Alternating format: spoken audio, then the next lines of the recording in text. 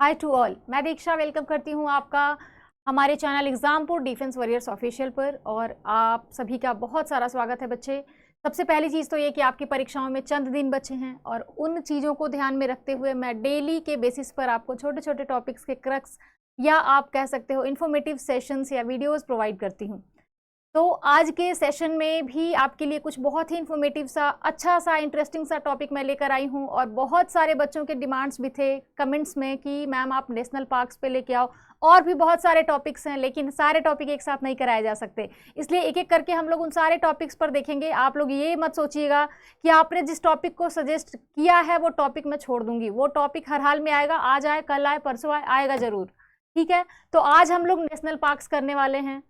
तो अब बच्चे बहुत ज़्यादा समय नहीं लूंगी मैं आप लोगों का और डायरेक्ट आते हैं अपने टॉपिक पर कि क्या क्या देखने वाले हैं हम लोग नेशनल पार्क्स के रिगार्डिंग। अगर बात की जाए भारत के राष्ट्रीय उद्यानों की, तो भारत के राष्ट्रीय उद्यानों की संख्या आपने 2025 में भी मार्च तक पढ़ा है कि हम लोग कितने राष्ट्रीय उद्यान को पढ़ते आए हैं अब तक, 106 राष्ट्रीय उद्यान। लेकिन अप्रैल 2025 के बाद हम लोगों ने कितने राष्ट्रीय उद्यानों को जानना शुरू किया है? 107 राष्ट्रीय उद्यानों के बारे में अब हम पढ़ते हैं। तो आप लोग डेटा में थोड़ा सा चेंज हुआ है, अपडेट कर लीजिए खुद को कि अब 106 नहीं, अप्रैल 2025 से 107 राष्ट्रीय उद्यानों की संख्या हो गई है। 107वां राष्ट्रीय उद्यान कौन सा है ये भी मैं आपको अभी तुरंत बताने वाली हूँ। पहला कौन सा है ये भी जानोगे। आज के सेशन में सारे के सारे राष्ट्रीय उद्यानों के साथ साथ आप लोग जितने इंपॉर्टेंट प्रश्न इसके बन सकते हैं सभी जानने वाले हो। क्लियर है? तो चलते हैं एक एक करके सारे राष्ट्रीय उद्यानों की तरफ। उससे पहले आपको मैं बता दूं कि बच्चे आप जानते हैं कि हमारा देश सिर्फ कल्चरल डाइवर्सिटी के लिए नहीं जाना जाता है।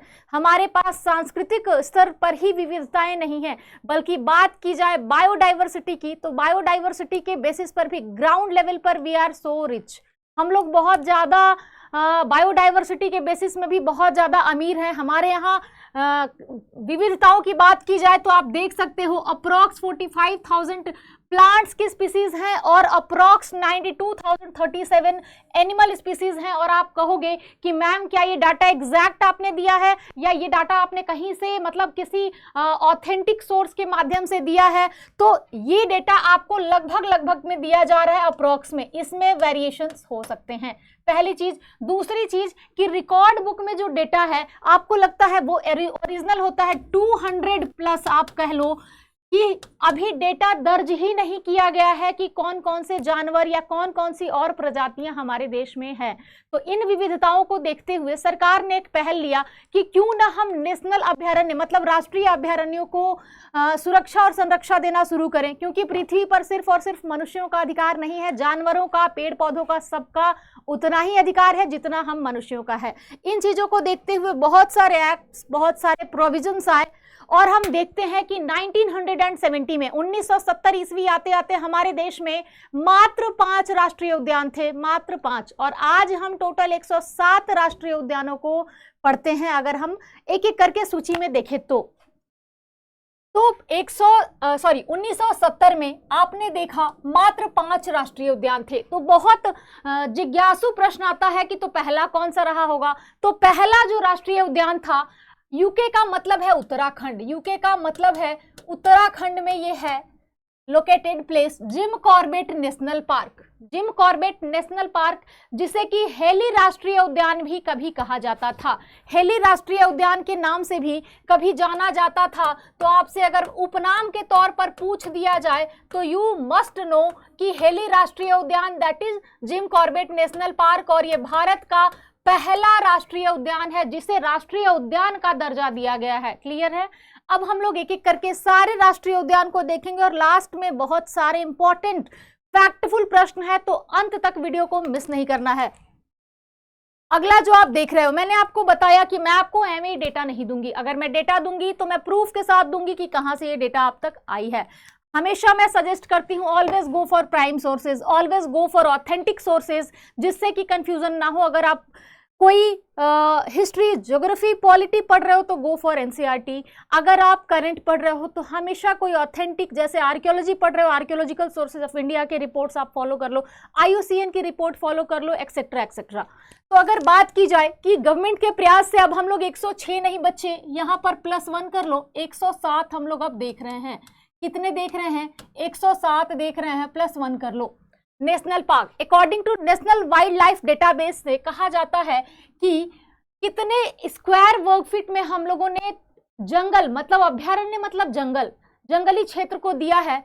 तो स्क्वायर एरिया स्क्वायर किलोमीटर में है 44,378। ये भी आपका लगभग में है, नॉट एग्जैक्ट, नॉट एक्यूरेट, ये चीजें लगभग में ही लिखी जाती हैं। और एक सुंदर सा मैप है आपके पास, एक सुंदर सा मैप है जिसमें बताया गया है कि कहां पर कितने अभ्यारण्य हैं। तो बात की जाए तो सबसे ज्यादा, 2 प्रश्न मैं आपको यहां क्लियर कर दूं कि आपसे पूछा जाए कि सबसे ज्यादा अभ्यारण्य कहां है राष्ट्रीय, तो आप बताओगे कि सबसे ज्यादा, उद्यान कहाँ है, तो आप बताओगे कि मध्य प्रदेश में, मध्य प्रदेश में सबसे ज्यादा है, दैट इज 12। और फिर पूछा जाए कि दूसरे नंबर पर कितने हैं, तो आप बताओगे अंडमान एंड निकोबार। कितने होते हैं? अंडमान एंड निकोबार, जो कि 9 होते हैं टोटल, आप यहां देख सकते हो। बाकी आपके एक एक करके सारे स्टेट्स बताए गए हैं। लद्दाख में एकमात्र राष्ट्रीय उद्यान है जिसे सबसे बड़ा राष्ट्रीय उद्यान का दर्जा मिला है, दैट इज हेमिस, और वो हिम तेंदुए के लिए जाना जाता है। अगेन जम्मू कश्मीर, हरियाणा, राजस्थान, मध्य प्रदेश में ये आप देख सकते हो, गुजरात, महाराष्ट्र, कहीं कहीं MP में 11 राष्ट्रीय उद्यान भी लिखा मिलता है।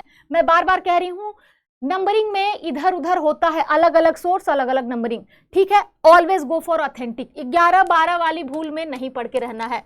एक एक करके सारे को देखते हैं। अब हम लोग देखेंगे जम्मू कश्मीर में। जम्मू कश्मीर में कितने राष्ट्रीय उद्यान हैं? आपको मैं पहले बता दूं कि कहीं कहीं 5 बताते हैं और इसी में हेमिस को लिख देंगे और कहेंगे कि जम्मू कश्मीर में 5 राष्ट्रीय उद्यान है, इसी में हेमिस को लिख देते हैं। लेकिन हेमिस बच्चे पड़ता एग्जैक्टली लद्दाख में है, तो हम लोग यहाँ 4 ही देखेंगे। दाचिगम राष्ट्रीय उद्यान जो कि श्रीनगर के पास है, जम्मू कश्मीर में लोकेटेड है, और ये हेगुल के लिए जाना जाता है, और टाइप ऑफ हिरन होता है हेगुल, हेगुल के लिए जाना जाता है। किश्तवाड़ नेशनल पार्क जो कि किश्तवाड़ में ही लोकेटेड है, एक जगह है जम्मू कश्मीर में। काजीनाग जो कि बारामूला में है, और सलीम अली राष्ट्रीय उद्यान बहुत इंपॉर्टेंट है। सलीम अली ऑर्थोनोलॉजिस्ट थे जो कि पक्षी वैज्ञानिक या पक्षी वैज्ञानिक आप कह लो, ये एक पक्षी वैज्ञानिक थे जिनके नाम पर खुला हुआ है सलीम अली। तो ठीक है, ये भी चारों आपके कहाँ है? जम्मू कश्मीर में है। यह आपका स्टेट मैप है छोटा सा, जो आपको समझने में आसानी करेगा।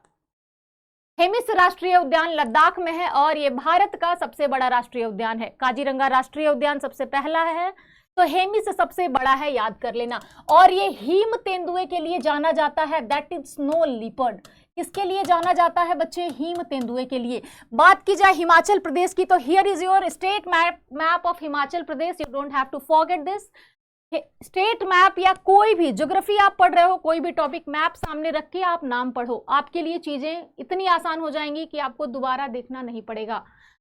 क्या क्या है? ग्रेट हिमालयन राष्ट्रीय उद्यान, और तो और पहले नाम देख लो, इंद्र किला, खीर गंगा, पीन वैली और सिंबल बारा, ये सभी आपके 5 राष्ट्रीय उद्यान कहाँ है बच्चे? हिमाचल प्रदेश में। और तो और ग्रेट हिमालयन राष्ट्रीय उद्यान को 2014 में यूनेस्को ने अपने अंतर्गत ले लिया है। और भी राष्ट्रीय उद्यान है जिसे यूनेस्को ने अपने अंदर हस्तगत किया है, वो आप यूनेस्को साइट्स में मेरे साथ पढ़ चुके हो क्लास में, तो आप लोग उस चीज को यहाँ पे थोड़ा सा मिला लीजिएगा दिमाग में। उत्तराखंड में कौन कौन से हैं? UK, that is Uttarakhand. Uttarakhand में कितने राष्ट्रीय उद्यान हैं और कौन कौन से हैं? तो उत्तराखंड में हम लोग टोटल नंबर ऑफ राष्ट्रीय उद्यान 6 देखते हैं। जिम कॉर्बेट राष्ट्रीय उद्यान जो कि आपका क्या है बच्चे? पहला है। और कब स्थापित हुआ था? तो 1936 ईस्वी में। पूछा जाता है ये प्रश्न बार बार। नंदा देवी या फूलों की घाटी, नंदा देवी फूलों की घाटी आसपास में है, लेकिन इसे 2 करके हम लोग याद करते हैं। ये भी आपका क्या है? यूनेस्को में है, ध्यान देना। नंदा देवी ऊपर ही लिख लो एक ही जगह, ये भी आपका यूनेस्को के अंतर्गत आता है। राजाजी राष्ट्रीय उद्यान जो कि राजगोपालाचारी के नाम पर है, राजाजी राष्ट्रीय उद्यान। फूलों की घाटी, गंगोत्री और गोविंद राष्ट्रीय उद्यान, ये सभी आपके कहाँ हैं? उत्तराखंड में लोकेटेड हैं। बात की जाए अगर अगले स्टेट की, तो आप लोग देखो, थोड़ा सा स्पीड में भागना जरूरी है क्योंकि सारे स्टेट्स कवर करने हैं। आप लोग 1.5 नहीं 2 पर करके ये वीडियो देखिएगा, ज्यादा एंजॉय करेंगे आप, ठीक है। जिम कॉर्बेट जो है 1973 में इंदिरा गांधी के द्वारा जो एक इवेंट लॉन्च किया गया था, एक इनिशिएटिव लॉन्च किया गया था, प्रोजेक्ट टाइगर। कब किया गया लॉन्च? 1973 में। ये भी याद रखने वाली बात है। किसने किया था? इंदिरा गांधी ने किया था। उस समय इस इनिशिएटिव के तहत आने वाला पहला पार्क भी जिम कॉर्बेट ही था। ये भी आपको याद रखना पड़ेगा। हरियाणा में बच्चे हम लोग मात्र 2 राष्ट्रीय उद्यान को देखते हैं।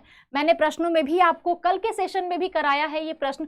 एक तो आपका कालेसर राष्ट्रीय उद्यान हो गया और दूसरा आप लोग देख रहे हो सुल्तानपुर राष्ट्रीय उद्यान, जो कि गुरुग्राम हरियाणा में पड़ता है। कहाँ पे? गुरुग्राम हरियाणा में। और ये आपका रामसर स्थल में भी आता है, जो हम लोग 89 रामसर स्थलों को पढ़ते हैं उसमें भी ये एक है। राजस्थान में हम लोग पूरे 5 राष्ट्रीय उद्यान देखते हैं, that is Mukundra desert national park, Keoladeo राष्ट्रीय उद्यान पक्षी के लिए जाना जाता है। 60% से ज्यादा यहाँ पक्षियों की प्रजाति पाई जाती है। और दूसरी इंफॉर्मेटिव चीज कि ये भी आपका यूनेस्को के अंदर हस्तगत किया हुआ है। रणथंभौर और सरिस्का ये सभी राजस्थान के राष्ट्रीय उद्यान हैं। गुजरात में भी 4 है। गिर राष्ट्रीय उद्यान जो कि एशियाटिक लॉयंस के लिए सबसे ज्यादा फेमस है, सबसे ज्यादा फेमस है एशियाटिक लॉयंस के लिए।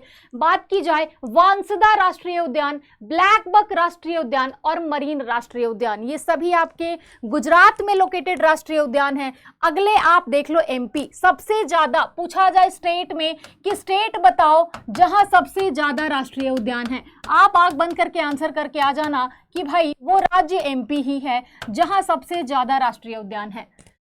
बांधवगढ़, कान्हा, डायनासोर जीवाश्म को फॉसिल कहते हैं। फॉसिल कहा जाता है इंग्लिश में, जिन बच्चों को दिक्कत हो रही होगी हिंदी के शब्दों में। घुघुआ नेशनल पार्क, कूनो राष्ट्रीय उद्यान, कूनो से कुछ याद आया? नामीबिया से जो चीते नरेंद्र मोदी ने मंगवाए थे वो कूनो राष्ट्रीय उद्यान एमपी में ही रखे गए थे। एक प्रश्न बनता है यहाँ से, आगे मिलेगा आपको, ध्यान रखिएगा। कूनो राष्ट्रीय उद्यान, माधव राष्ट्रीय उद्यान, पन्ना राष्ट्रीय उद्यान, पेंच राष्ट्रीय उद्यान, संजय राष्ट्रीय उद्यान, सतपुड़ा वन विहार राष्ट्रीय उद्यान और लास्ट 12 आपका मांडला प्लांट काउंसिल राष्ट्रीय उद्यान ही है। ये भी आपका, ये आपका 12 है। कहीं कहीं इस नाम को नहीं देते हैं और कहते हैं कि एमपी में 11 राष्ट्रीय उद्यान है, लेकिन ये भी आपका राष्ट्रीय उद्यान की श्रेणी में ही है, इसलिए इसको ऐड करते हुए अब हम लोग टोटल 12 राष्ट्रीय उद्यान को एमपी में देखते हैं। कहीं कहीं ये मिसिंग रहता है, आई हैव रेड, मैंने भी देखा है। एमएच मतलब कि महाराष्ट्र, ये क्या हो गया? महाराष्ट्र में कितने हैं भाई? तो महाराष्ट्र में राष्ट्रीय उद्यान 5 हैं टोटल। कितने हैं? 5 हैं। कौन कौन से हैं देख लो आप एक बार।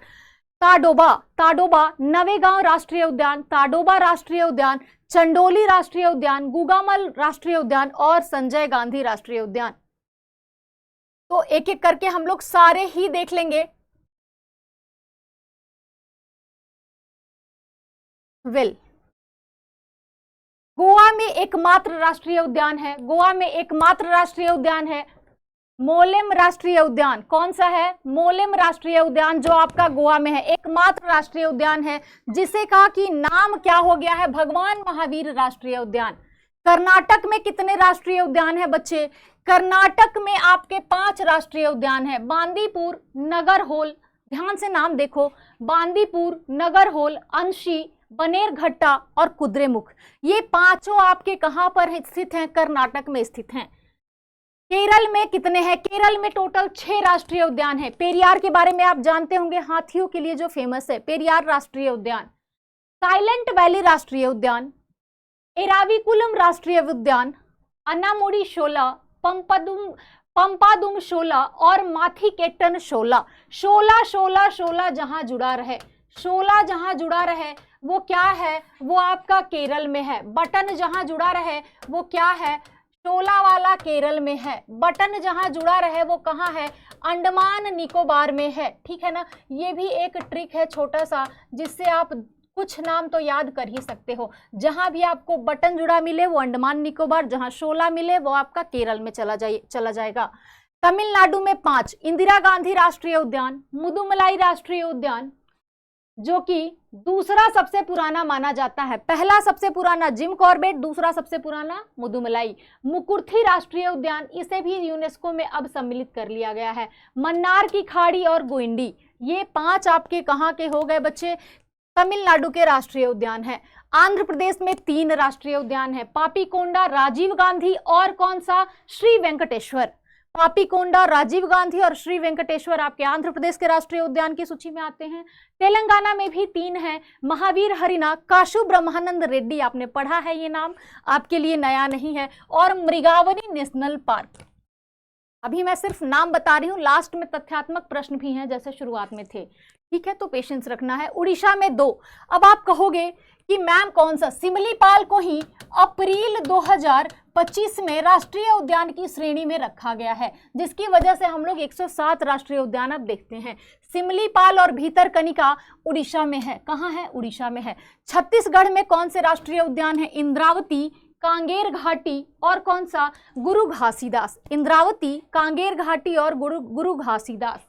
झारखंड में 1 राष्ट्रीय उद्यान बेतला हम लोग देखते हैं। झारखंड में 1 राष्ट्रीय उद्यान बेतला, जैसे यूपी में 1 देखते हैं दुधवा, और बिहार में वाल्मीकि राष्ट्रीय उद्यान मिलेगा आपको आगे वो भी।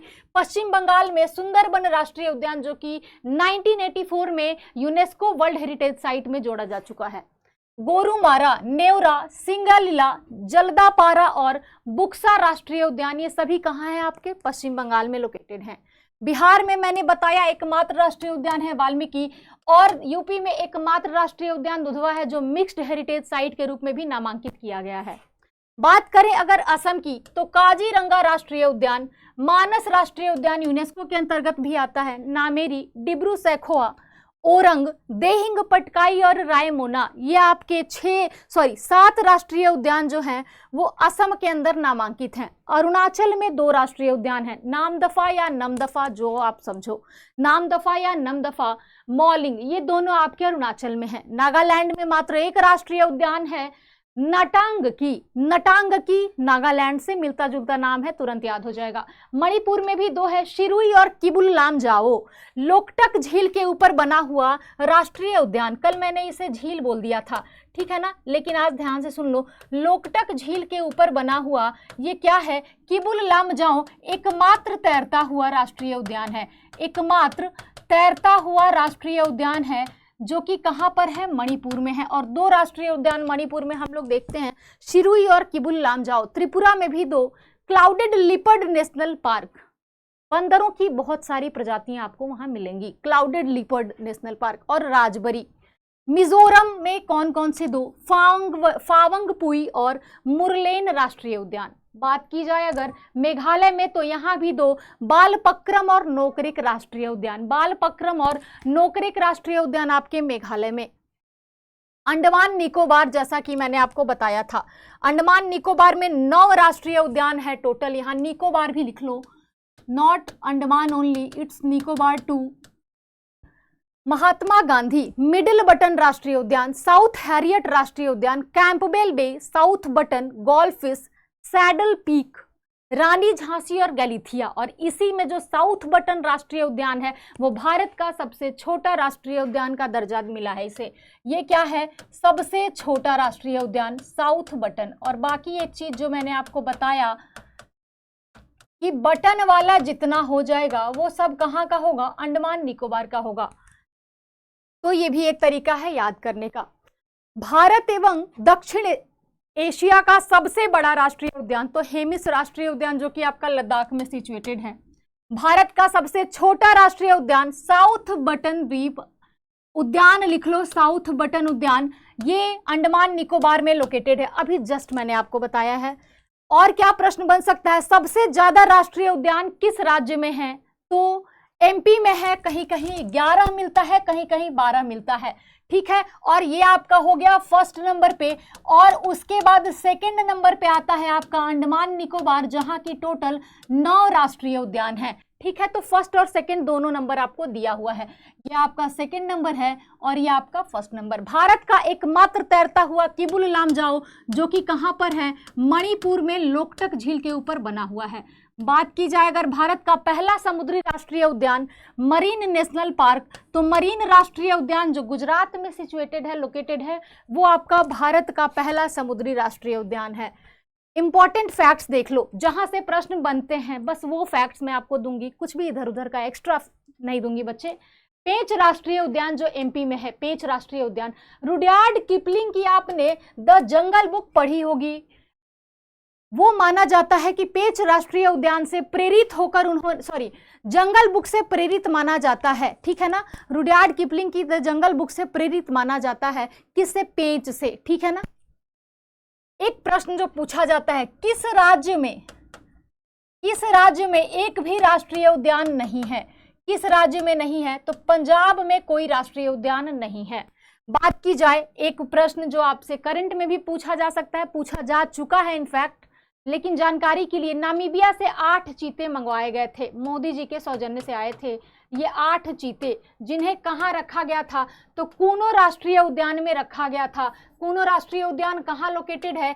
एमपी में कूनो राष्ट्रीय उद्यान है, तो एमपी में ही इन 8 चीतों को रखा गया था। ये आपके इंपॉर्टेंट फैक्ट्स हैं और आज के लिए इतनी ही जानकारी थी मेरे पास।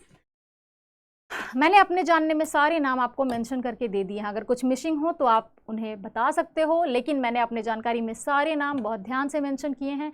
जो प्रश्न बन सकते थे जितने, वो भी आपको दे दिए हैं बच्चे। फिर भी कहा जाता है ना, ज्ञान की कोई सीमा नहीं है, ये अनंत होता है, तो एग्जैक्टली ज्ञान की कोई सीमा नहीं है। बाकी आपके टॉपिक्स मेरे ध्यान में हैं, डेली बेसिस पर एक एक टॉपिक मैं लेके आऊँगी, सबके टॉपिक्स मेरे ध्यान में हैं। आप लोग अच्छे से पढ़ाई करें, बेहतरीन तैयारी करें, सिलेक्शन लें और सीखते रहें ऐसे ही। धन्यवाद।